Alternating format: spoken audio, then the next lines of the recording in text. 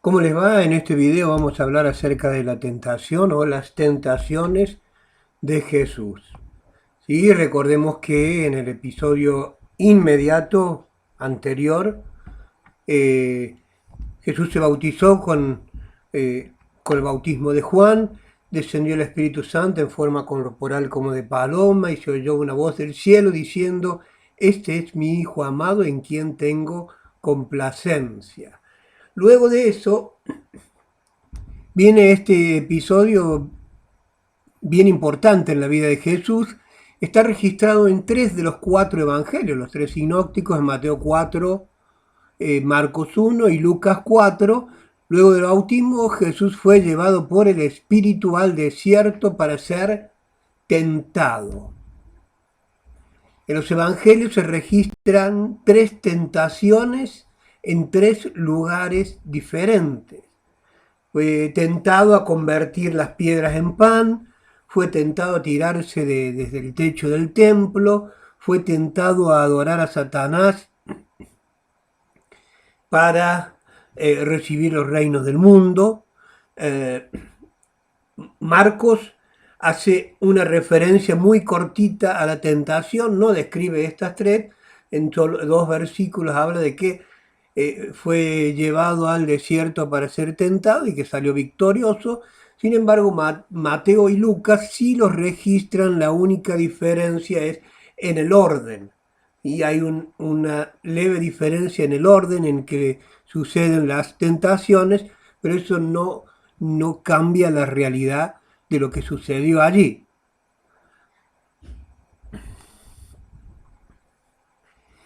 Cuando uno ve la historia de las tentaciones de Jesús, una cosita que quería decir previamente, antes de entrar a las lecciones, mm, se mencionan tres lugares.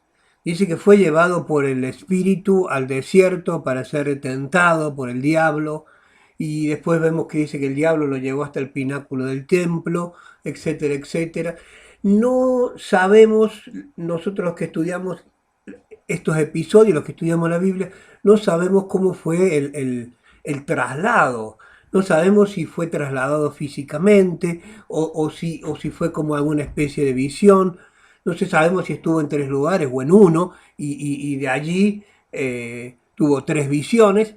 Lo concreto es que fue tentado y fue victorioso en las tres tentaciones en que fue tentado aquí. Y luego Hebreos nos dice que Jesús fue tentado en todo. En toda tentación que se te ocurra, Él fue tentado, pero sin pecado. Recordemos que la tentación es una insinuación a pecar, una invitación a pecar. O sea, que Jesús rechazó todas las distintos tipos de invitaciones que el diablo le hizo. 10 lecciones que encontramos en las tentaciones de Jesús. La primera, Satanás nos tienta, es decir, nos induce a hacer lo malo. ¿Sí? Somos tentados por el diablo. Debemos entender que es el diablo el que nos tienta. Dios no nos tienta, dice Santiago que Dios no tienta a nadie. Por eso es bueno que consideremos un par de definiciones. Tentar significa seducir a alguien para hacer lo malo.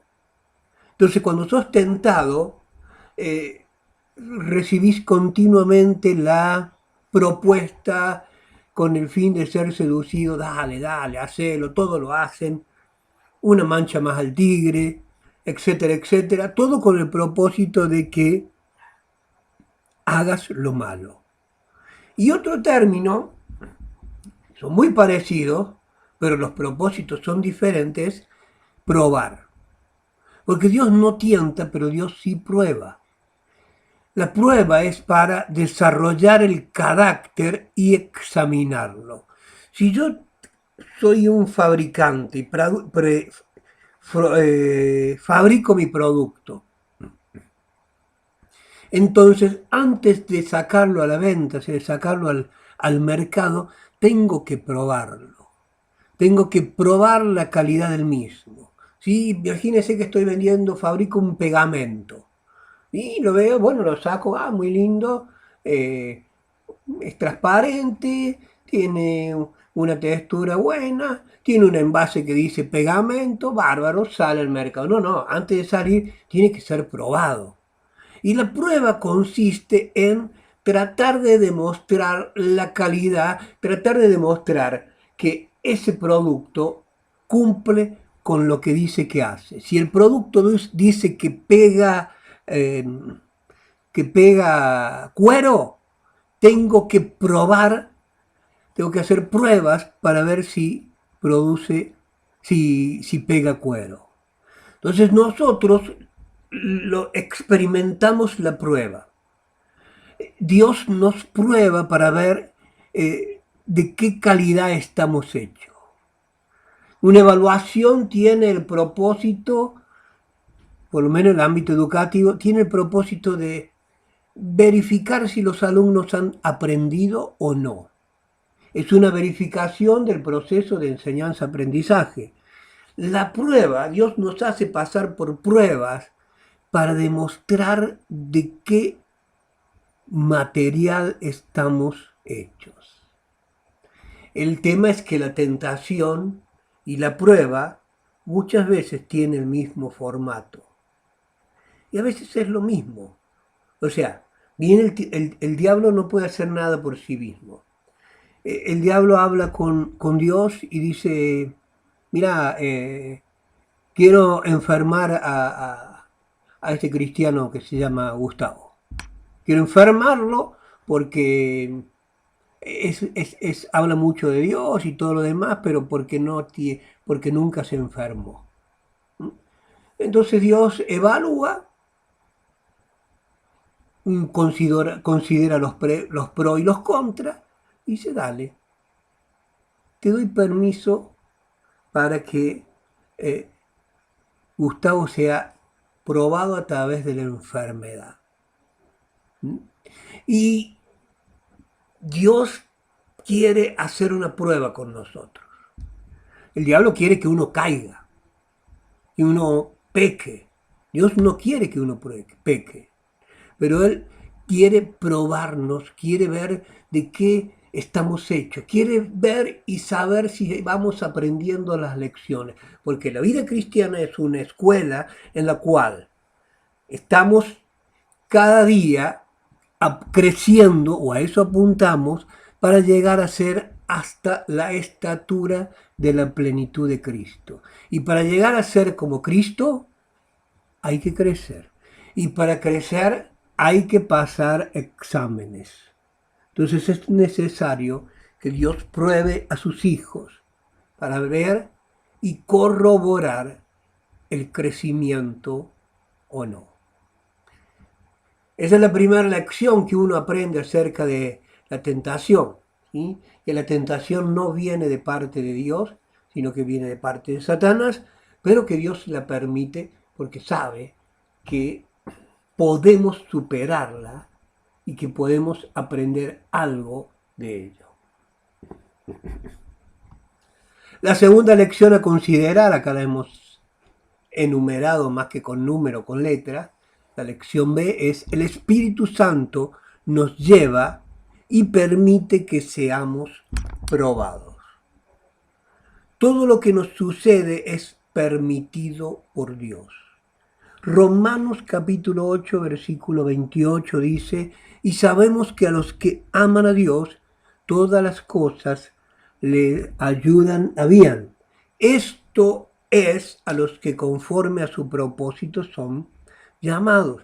Entonces, al igual que Jesús, el Espíritu Santo lo llevó para ser tentado.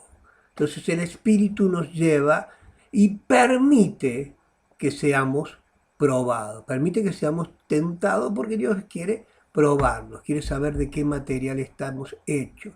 El Espíritu Santo está prácticamente en cada proceso en nuestras vidas. Cuando nos arrepentimos, está el Espíritu Santo. Cuando nos convertimos, está el Espíritu Santo. Cuando nos sentimos mal por haber pecado, está el Espíritu Santo. Cuando somos llenos para servir a Dios, está el Espíritu Santo. En cada proceso de nuestra vida cristiana está el Espíritu Santo. Si hay un amigo que te conviene, es el Espíritu Santo. De hecho, el Señor Jesucristo lo definió como el Paracletos, o sea, un amigo puesto al lado tuyo para que cumpla la función de abogado y te defienda. La siguiente lección que encontramos en este episodio es que somos tentados en las necesidades físicas. La primera tentación dice que estuvo 40 días sin comer. Jesús pasó 40 días sin comer, eso está en Mateo capítulo 4, versículo 2, y después de haber ayunado 40 días y 40 noches, tuvo hambre. Y ahí, cuando tuvo una necesidad física, apareció el diablo para tentarle. Somos tentados en las necesidades físicas, porque las necesidades físicas nos hacen vulnerables. Entonces Satanás las aprovecha para presentarse con su sucia e indecente propuesta de serle infiel a Dios. Entonces, debemos prestar atención en los momentos de necesidad. Y cuando hablo de necesidad, en el episodio la necesidad era el hambre. Pero hay muchas necesidades que tiene el ser humano y que nos hacen vulnerables. A veces está la necesidad de afecto. Está la necesidad económica y hace que algunos se metan en cada problema por esa necesidad, porque viene una propuesta de un trabajo bueno, trabajás pocas horas y ganás mucho, y tenés la necesidad afectiva y bueno, conocí a un compañero, una compañera en el trabajo y bien, parece que todo va bien. Hay que tener cuidado. Hay que tener cuidado. Cuando uno toma decisiones importantes y decisiones que van a afectar gran parte de nuestra vida o el total de nuestras vidas, debemos procurar no estar vulnerables a causa de la necesidad. La cuarta lección que encontramos en este episodio somos tentados con cosas que parecen buenas. Esta es una foto de lo que sería el monte de la tentación. Exactamente no sabemos bien a dónde fue tentado Jesús. Algunos dijeron fue por acá, probablemente mucho sentido tiene, pero es un desierto, es un monte desértico, seco, no hay nada verde. Yo estuve viendo otras fotos, vi por ahí un árbol. Bueno, actualmente está explotado turísticamente, la gente quiere conocer los lugares a donde estuvo Jesús, así que hay algunos negocios por ahí abajo, pero algo tiene en particular esta región, porque al ser un clima muy seco, y de clima de temperaturas extremas, mucho calor en el día y frío a la noche, hace que se quiebre la tierra, se quiebren las piedras, más la erosión y todo lo demás. Hay en la zona unas piedras que parecen hogazas de pan. Creo que lo tengo escrito. ¿Sí? En el desierto hay piedras que parecen pequeñas hogazas de pan. Parece pan, pero al morderlas no sacían al hombre, sino que le haría daño. Ante la necesidad hay cosas que parecen buenas, pero solo traen dolor. Entonces yo me imagino a Jesús estando allí y teniendo hambre y Satanás mostrándole, mira, hace que esas piedras se conviertan en pan, parecen pan. Y no hay que hacer mucho para que sea pan. Así que, y así trabaja. A veces somos tentados en cosas que parecen buenas. ¿Sí? Somos tentados en cosas que a nuestro entender son buenas. nos ofrecen un buen trabajo, entre comillas. Nos relacionamos con la posibilidad de hacer una sociedad, una buena sociedad, porque es buena gente, porque es esto, porque lo otro. Los que están buscando su complemento, y parece buena, y parece una buena chica, parece un buen muchacho, y ama a Dios, etcétera, etcétera. Y no le molesta que yo vaya a la iglesia o que yo vaya a la actividad de los jóvenes.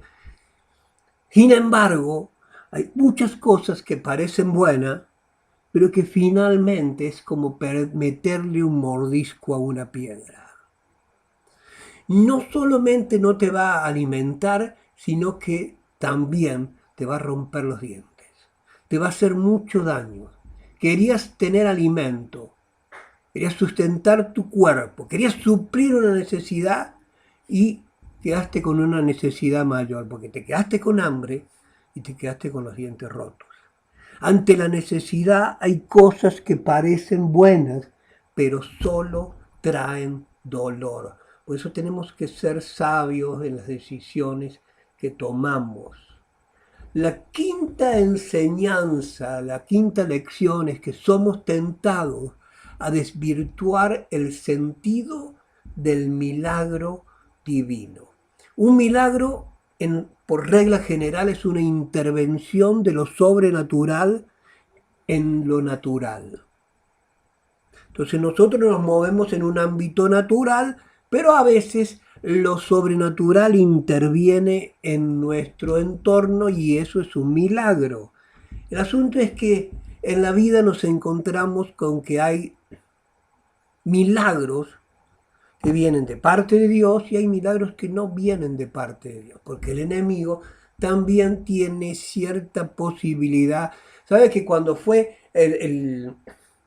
se presentaron Moisés y Aarón ante el faraón para que liberara al pueblo, entonces Dios les dijo que dejara ir al pueblo de Dios si no iba a enviar las plagas? Y el faraón se endureció, entonces envió la primer plaga y los hechiceros egipcios imitaron la primer plaga y también la segunda. O sea, pudieron hacer un milagro, entre comillas. El asunto es que ese milagro, la diferencia entre un milagro y otro es que no le da la gloria a Dios. Eso está escrito. Acá hay un par de textos bíblicos que hacen referencia a la tentación del diablo. Y vino a él el versículo 3 de Mateo 4. Y vino a él el tentador y le dijo, si eres hijo de Dios, di que estas piedras se conviertan en pan. Esa fue la primera tentación. Decir que estas piedras se conviertan en pan. Y luego tenemos en el versículo 6, tenemos otra tentación del diablo, obviamente, y dice, si eres hijo de Dios,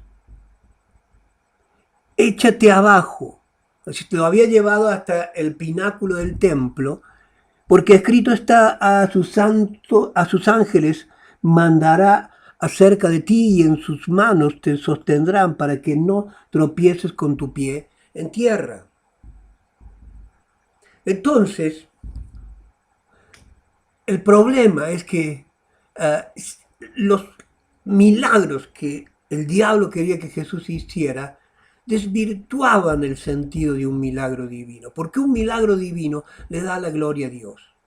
Convertir el pan la piedra en pan, convertir las piedras en pan, o tirarse osadamente desde el techo, desde lo más alto del templo, y que vengan los ángeles y lo sujeten y lo hagan bajar como una hojita que va cayendo lentamente bajo una ráfaga de otoño. Eso hubiera sido presunción, más que milagro, hubiera sido presunción, más que un milagro divino. Hubiera sido presumir, ya van a ver, yo les voy a demostrar lo que yo puedo hacer. Y no le hubiera dado gloria a Dios. Jesús fue tentado a usar el poder de Dios en beneficio propio. Dale, ¿por qué no haces que se conviertan en pan? Dale, tirate, total, no te va a pasar nada. Fue tentado a usar el poder de Dios de una manera egoísta. A veces Dios nos concede la posibilidad, Dios nos ha dado dones para que bendigamos a otros. Generalmente muchas personas reciben sanidad, reciben palabras, reciben milagros, reciben bendiciones por parte de alguien que tiene dones para esto. ¿Por qué? Porque Dios les dio los dones, Dios nos ha dado los dones para la edificación de la iglesia. ¿Sí? Son para la edificación, no son para beneficio propio, no son para usar egoístamente, no son para lucrar. Y Jesús se negó rotundamente. Un milagro de parte de Dios es para glorificar a Dios. Si la gloria no es para Dios, ese milagro no es de Dios. Si una persona va y le pide al Gauchito Gil o a San la Muerte o a alguno de estos eh, ídolos un milagro, y esa persona recibe un milagro, va y le pide trabajo, por ejemplo, y esa persona recibe el trabajo. Entonces, y luego esa persona le da la gloria al ídolo en lugar de dárselo a Dios. Entonces es un milagro que no viene de parte de Dios. Y casi seguro, eh, esos supuestos milagros, luego tenés que pagarlo. Porque el diablo no te da nada gratis. ¿Mm? Dios no te da nada gratis. Dios, perdón, Dios te da de gracia. El diablo te cobra. Y caro. La siguiente lección acerca de las tentaciones de Jesús es la F. Satanás usa mucho la Biblia, pero la usa mal. Por eso es importante conocer la Biblia. Por eso es importante conocer la Escritura para no ser arrastrado de un lado para otro por cualquier corriente de doctrina falsa que se presente. Fíjese acá en el costado hemos puesto, porque hace un momento hablamos y acá seguramente lo vamos a desarrollar, que es la segunda tentación. Dice que Satanás lo llevó hasta el pináculo del templo. Acá este vértice aquí sería, no sé si alcanzás a apreciar desde tu dispositivo, desde este vértice sería el pináculo del templo, o habría sido. Esto que está aquí es un plano de Jerusalén, particularmente del templo. Esta parte de aquí, aquí está el templo. Y habíamos dicho en videos anteriores acerca de la geografía, de que el templo y Jerusalén está sobre los montes. Entonces hay bajadas importantes. Acá junto al templo hay una bajada importante. Acá se nota más oscuro, hay como un bajo relieve, hay una depresión y el pináculo del templo estaría aquí. Aquí lo habría llevado el diablo y le dijo, arrojate. Y miró, y daba vértigo, porque de aquí hacia abajo hay una pendiente de unos 150 metros. Y tírate.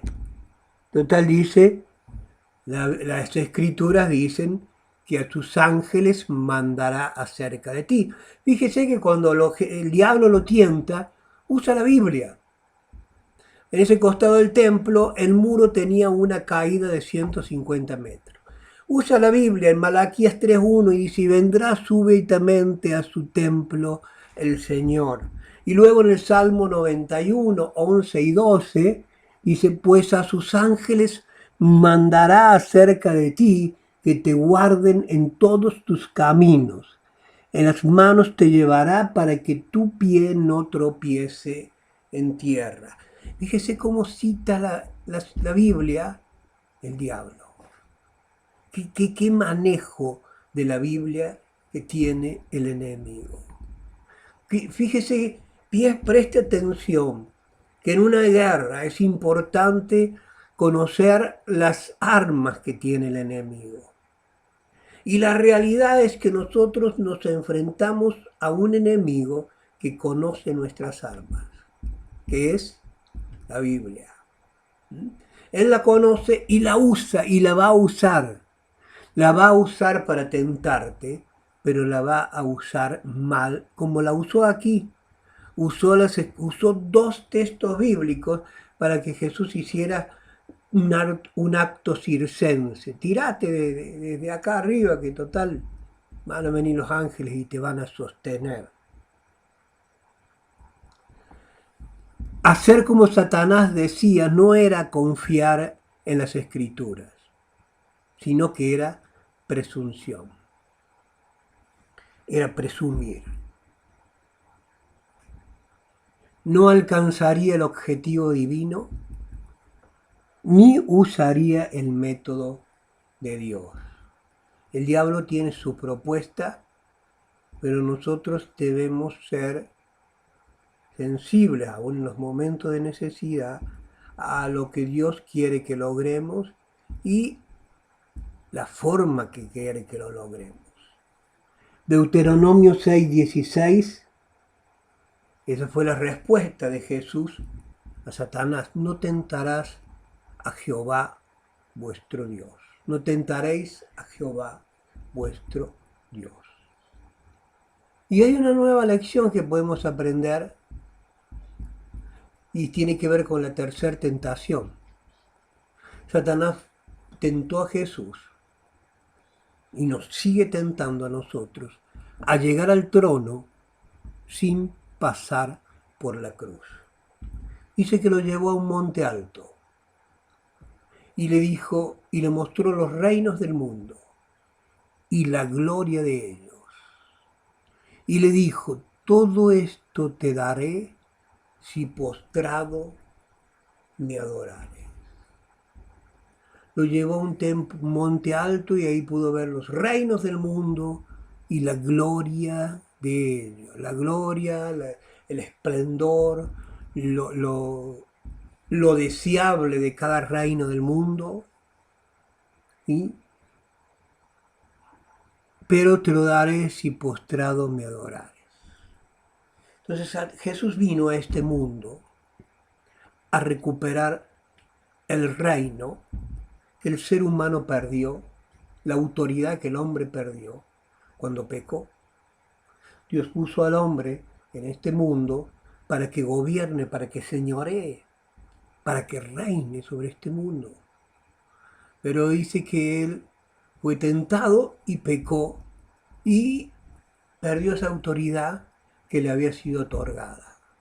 Entonces ahora viene Jesús a recuperar el reino usurpado. Y de pronto el diablo le ofrece algo maravilloso. ¿Por qué en vez de pelear, por qué no hacemos una alianza? Yo te doy los reinos del mundo, gobernemos juntos, adorame. Adorarle significa considerar que el diablo estaba por encima de él. Vos veniste a recuperar los reinos, yo te los doy. O sea, hagamos una alianza.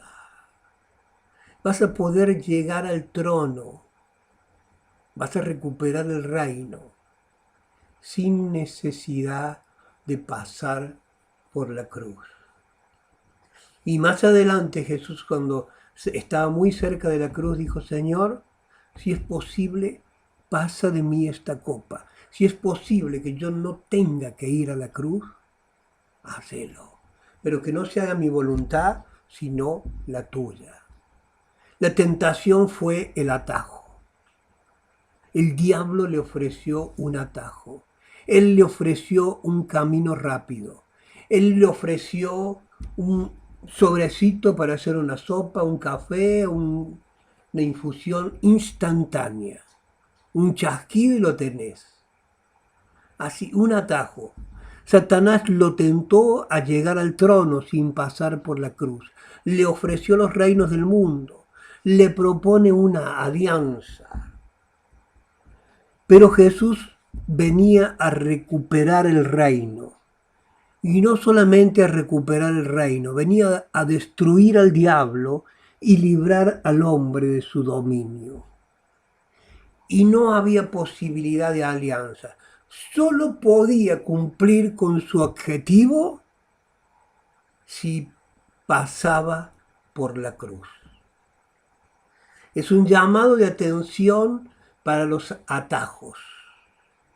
Muchas veces tenemos la posibilidad, la invitación, la propuesta de abreviar, de hacerlo rápido, de no tener que